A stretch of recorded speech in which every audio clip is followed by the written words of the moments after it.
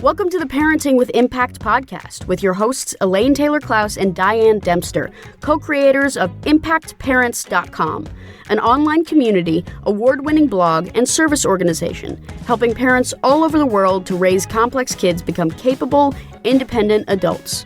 Hi everyone, Elaine and Diane here, and we know that you want your complex kids to grow up to be happy and independent, and yet you're not always sure how or when to help with that. In this podcast, we'll encourage you to collaborate with all kinds of complex kids and support them in navigating life and learning. And we'll interview leading experts from around the world, as well as parents in our own community, talking about how training for parents actually helps these complex kids. We'll talk about the issues we hear parents struggling with all the time and how a coach approach can support and empower your amazing young people. We won't tell you what to do. We're going to help you figure out how. So let's move on to the next conversation.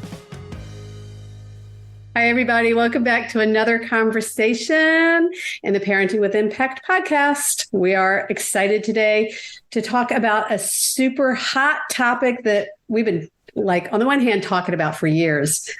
But I don't know about you, Diane. It's like it was our topic in group coaching this week. And it was just like it hit so many buttons. Well, right? And it was really funny. I was talking to a longtime client today, and we were talking about a concept that we've been teaching for 13 years, right? It's just sort of, we've been teaching it forever and ever and ever. And I was like, oh, we're going to have a podcast about that coming up. Go listen to the podcast because it's like got our newest spin on it. And so I love when we kind of refresh these topics that we might have a blog on or a teaching on, because every time we teach it, it kind of works. And we learned something. Absolutely. Right. And you called me yesterday and you're like, oh my gosh, this whole thing came up in this group today. And I added it to my group today. And then you added it to your group today. I mean, it's just been a hot thing. Well, I had an epiphany, right? Okay. So the topic here, y'all, is we're talking about this whole issue of asking for help. And, you've heard us talk about how to, we want to help our kids learn to ask for and accept help. Right. So it's both of those things. And how do we get them to a point when they're asking? And, parents always call us and say, my kid needs help. My kid wants a coach, whatever, it needs a coach. And we're like, do they want help? No, but they need it. Well, then that's usually a sign that it's our work to do, focus on us as the parent. Right. So I'm going to say that in a little more words, but it's like, we know our kids need help. They're not yet saying, I want it, or they might be saying they want it because they want to get us off their back or whatever else. And so part of this is, how do we get them ready to accept or ask for and or accept help? And how do we help them to do it effectively, right? Because there's actually two parts in the process. Well, and so as I was teaching this in the group yesterday, you're talking about in the group, I had an epiphany that after all these years, I hadn't realized. And so we're going to come to that at the end. I'm going to tease you all with it because it was so profound. But so let's set the stage first, Diane, about I think that why do kids ask for help? What?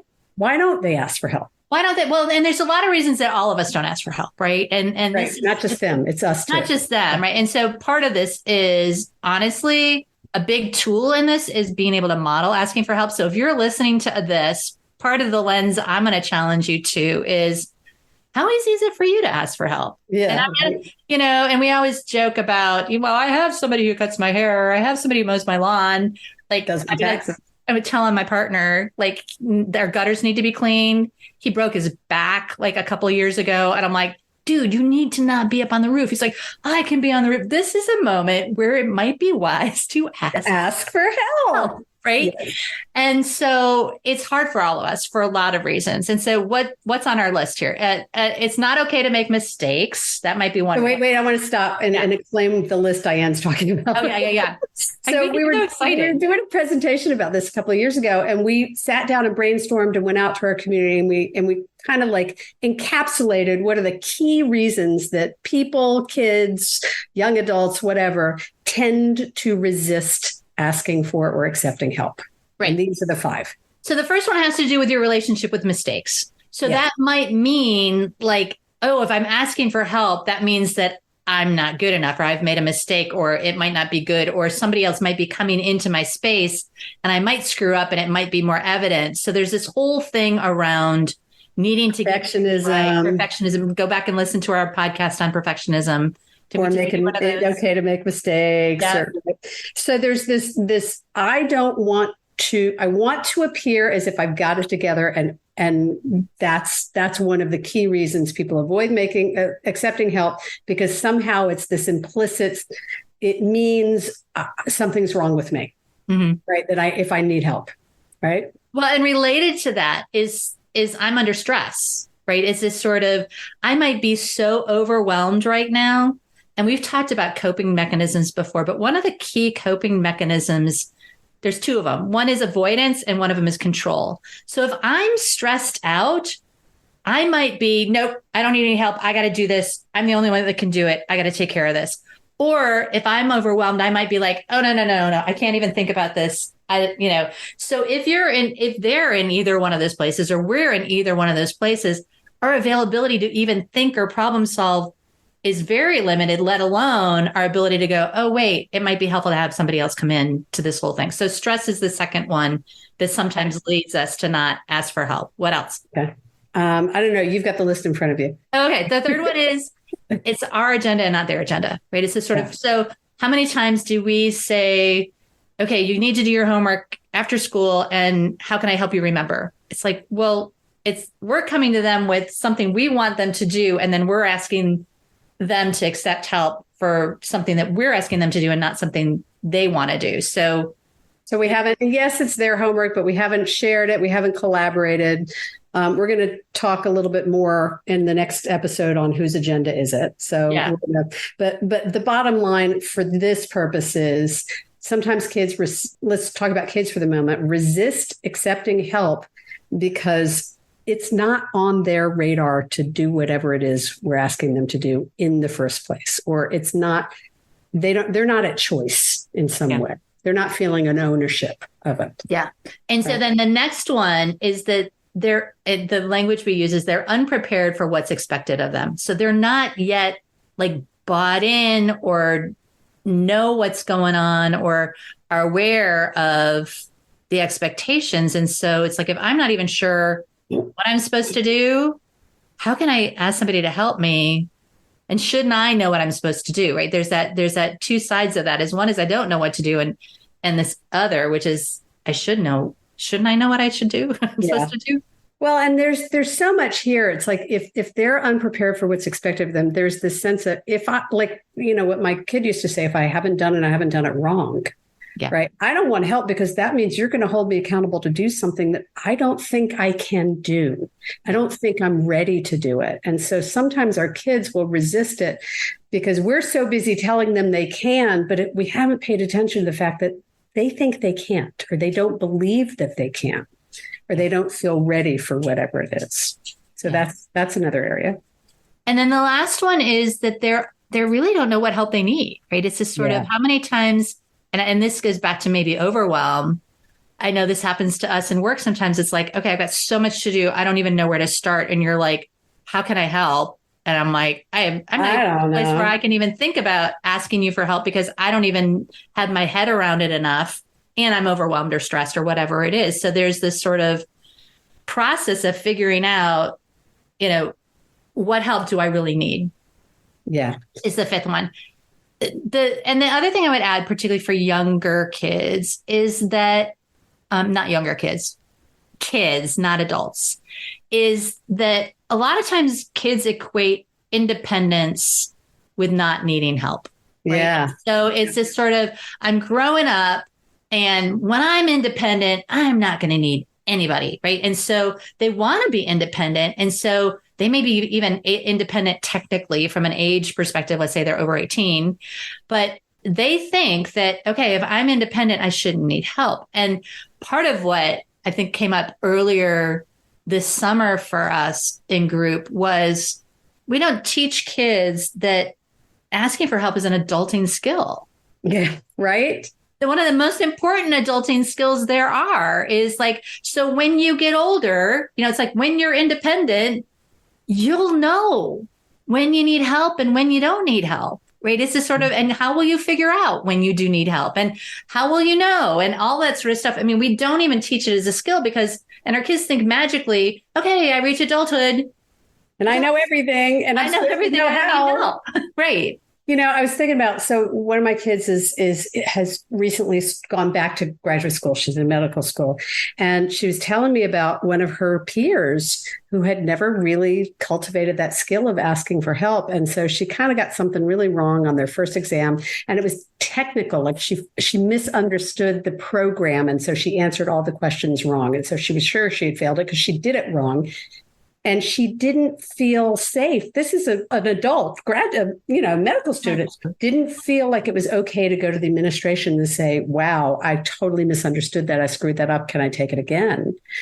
And it was only because she was in conversation with my kid who's like, you got to ask for some help here. You got to who felt safe asking for help. But this kid had been so driven that she had to do it on her own that she was ready to drop out of medical school after working all these years to get there. Yeah. For that one thing. Learned that skill. Well, so let's talk about safety and how it ties in, because I think that's the other piece of it is how do you create an environment where kids do feel safe asking for help?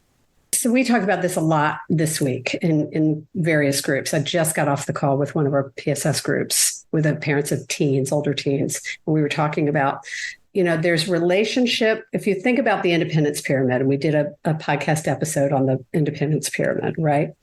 There's relationship and then there's trust on top of relationship. And those two create, healthy communication. And then we get to collaboration. So sometimes we have to lean in the relationship to build the trust.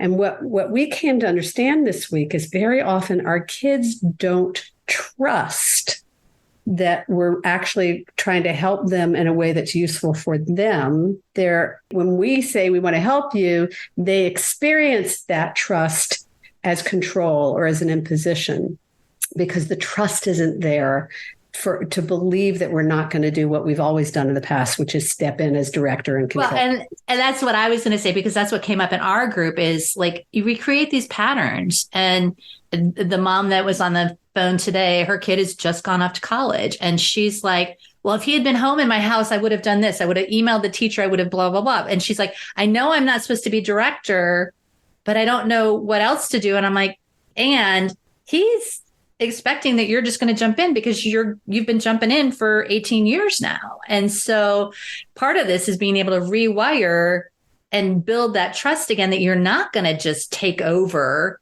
if you get involved. And that's why one of the tools I love around asking for help is give me a job instead of asking for help. So I used to do this with my kids, they're working on their homework and I'm like, give me a job. Do you want me to bring you popcorn? Do you want me to give you a back rub in an hour? Do you want me to help you keep track of your time? Do you want me to, just give me something to do? Because to support you. It's your job to do your homework. It's my job to help set you up for success. They can see that. They know that I'm anxious. I want you to be healthy and happy and all that other stuff. Giving me a job feels very different than can I help you with, right? Yeah. So I want to go back to what you just said a minute ago, this notion of creating an environment of safety. Yeah. Right? So one way to do it is to say, you direct me. And that's part of what we talked about in group today was somebody took aim on enrolling his trust to direct me in supporting him. Right. And so we were talking about our job as parents, ultimately, when they're ready to take leadership or take ownership, our job is to move into support role, which is like being the roadie. It's not to do it for them. And so if they don't have the trust that we're actually going to control it, then they go to that. I think I'm being helpful. He thinks I'm being controlling. That was the line that came up a lot. She thinks I'm being controlling. So one of the moms said, I have to let go of being sure of what help she needs so that I can ask her to guide me in what help she needs. Yeah. Yeah. So that's the shift. It's not help them with what we think they need help with. It's find out from them what they think help looks like.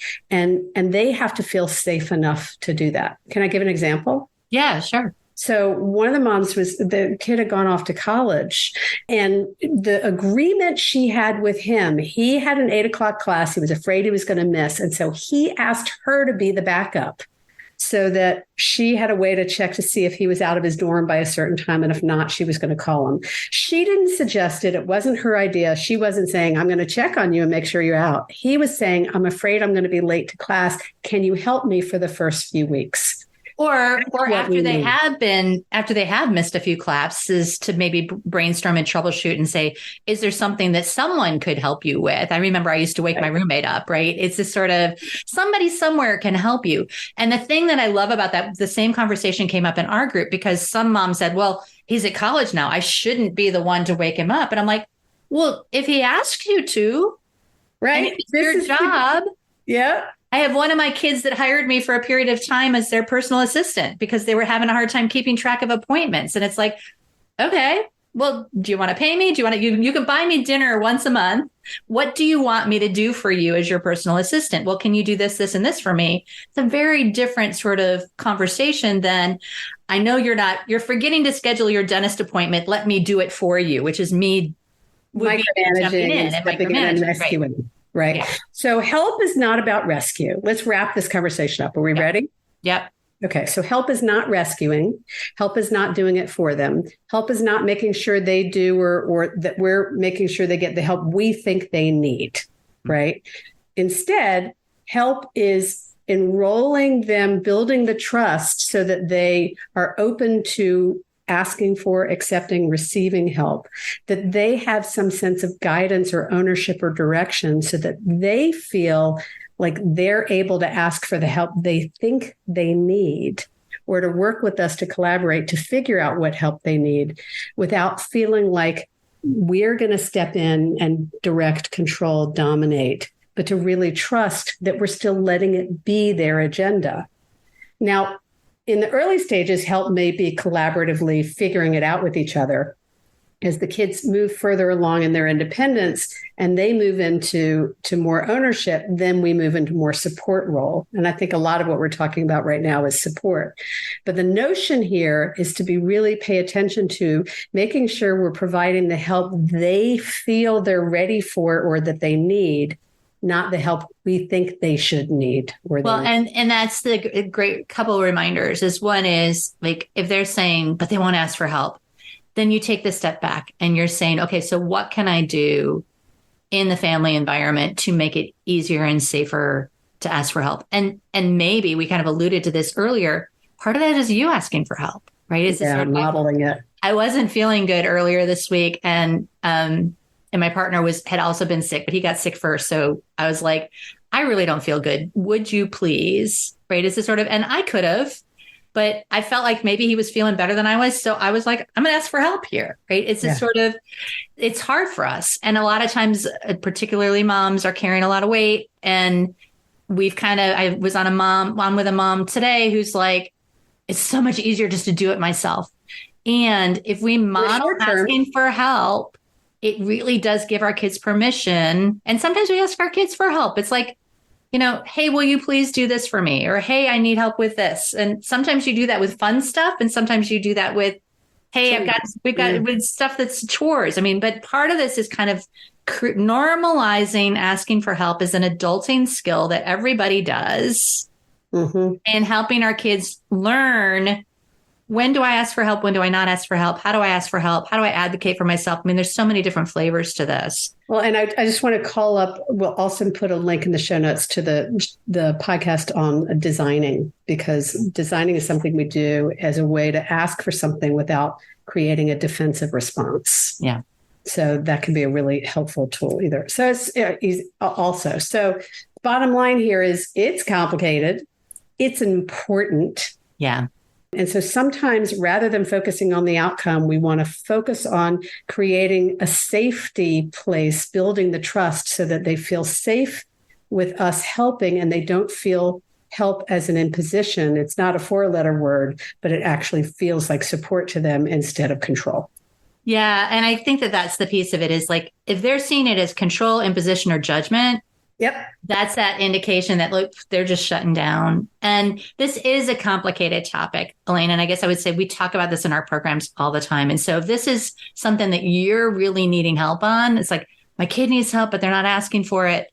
Get some help for yourself to figure out how to position yourself and how to move your family forward so that helping one another and particularly getting your kids to a place where they can advocate and ask for help is something that's on your radar and a skill that they're beginning to develop. Awesome. Love it. All right, everybody. See you in the next one. You got this. You've been listening to the Parenting with Impact podcast with Elaine and Diane. For more information on the Impact Parents community or to join Sanity School for Parents, please visit impactparents.com. If you like what you've heard, please share this podcast with friends who need similar guidance and subscribe wherever you listen to podcasts. For the essentials of Elaine and Diane's coach approach to parenting, download a free tip sheet at impactparents.com/podcast. Behavior therapy training for parents is actually recommended as a first-line treatment for complex kids. For information about Sanity School, our training program for parents or teachers, which has helped thousands of families around the globe, visit impactparents.com/sanityschool.